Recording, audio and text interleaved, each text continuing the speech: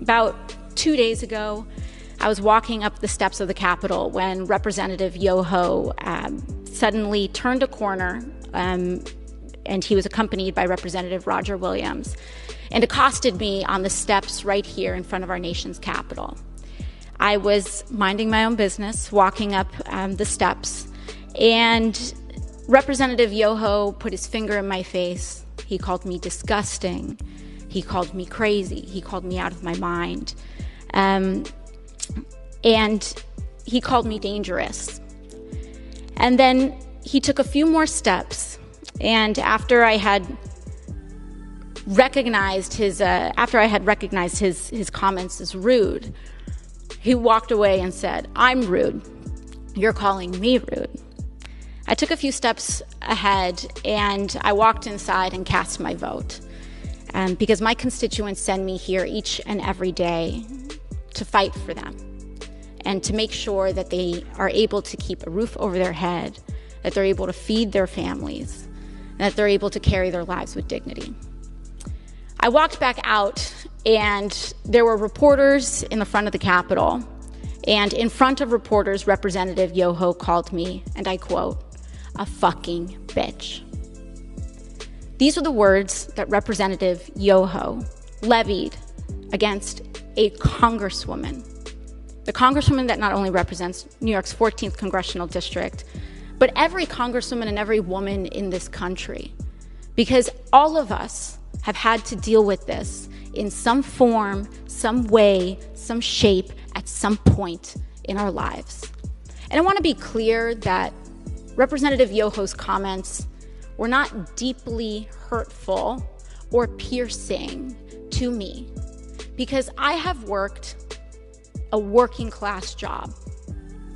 I have waited tables in restaurants. I have ridden the subway. I have walked the streets in New York City. And this kind of language is not new. I have encountered words uttered by Mr. Yoho and men uttering the same words as Mr. Yoho while I was being harassed in restaurants. I have tossed men out of bars that have used language like Mr. Yoho's. And I have encountered this type of harassment riding the subway in New York City. This is not new. And that is the problem. Mr. Yoho was not alone. He was walking shoulder to shoulder with Representative Roger Williams. And that's when we start to see that this issue is not about one incident. It is cultural. It is a culture of lack of impunity, of accepting of violence and violent language against women, and an entire structure of power that supports that. Because not only have I been spoken to disrespectfully, particularly by members of the Republican Party and elected officials in the Republican Party, not just here, but the President of the United States last year told me to go home to another country, with the implication that I don't even belong in America. The governor of Florida, Governor DeSantis, before I even was sworn in, called me a whatever that is. Dehumanizing language is not new. And what we are seeing is that incidents like these are happening in a pattern. This is a pattern of an attitude towards women and dehumanization of others. So while I was not deeply hurt or offended by little comments that are made, when I was reflecting on this, I honestly thought that I was just going to pack it up and go home. It's just another day, right? But then yesterday, Representative Yoho decided to come to the floor of the House of Representatives and make excuses for his behavior. And that I could not let go. I could not allow my nieces, I could not allow the little girls that I go home to, I could not allow victims of verbal abuse and worse to see that excuse and to see our Congress accept it as legitimate and accept it as an apology, and to accept silence as a form of acceptance. I could not allow that to stand, which is why I am rising today to raise this point of personal privilege. And I do not need Representative Yoho to apologize to me. Clearly, he does not want to. Clearly, when given the opportunity, he will not. And I will not stay up late at night waiting for an apology from a man who has no remorse over calling women and using abusive language towards women. But what I do have issue with is using women, our wives and daughters, as shields and excuses for poor behavior. Mr. Yoho mentioned that he has a wife and 2 daughters. I am 2 years younger than Mr. Yoho's youngest daughter. I am someone's daughter too. My father, thankfully, is not alive to see how Mr. Yoho treated his daughter. My mother got to see Mr. Yoho's disrespect on the floor of this house towards me on television.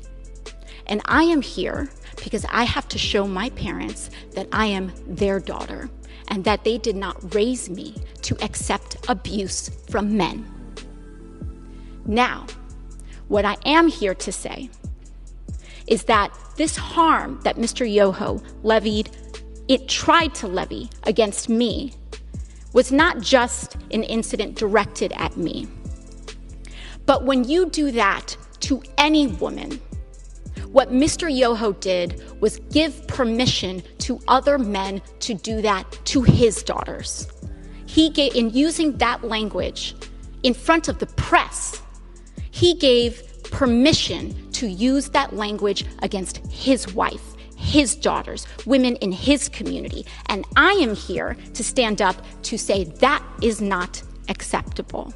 I do not care what your views are.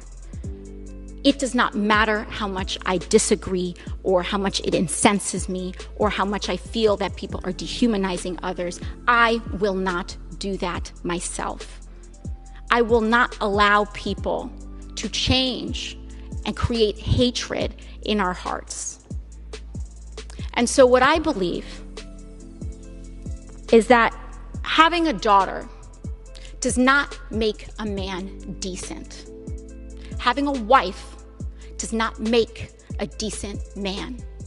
Treating people with dignity and respect makes a decent man.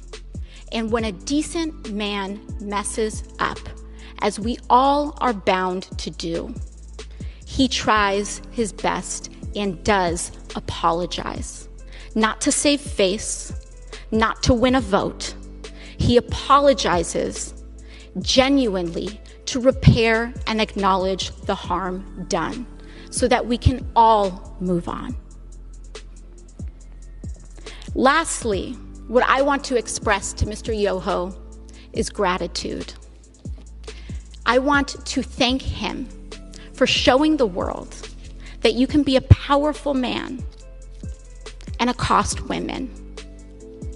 You can have daughters and accost women without remorse. You can be married and accost women. You can take photos and project an image to the world of being a family man and accost women without remorse and with a sense of impunity. It happens every day in this country. It happened here on the steps of our nation's capital. It happens when individuals who hold the highest office in this land admit to hurting women and using this language against all of us.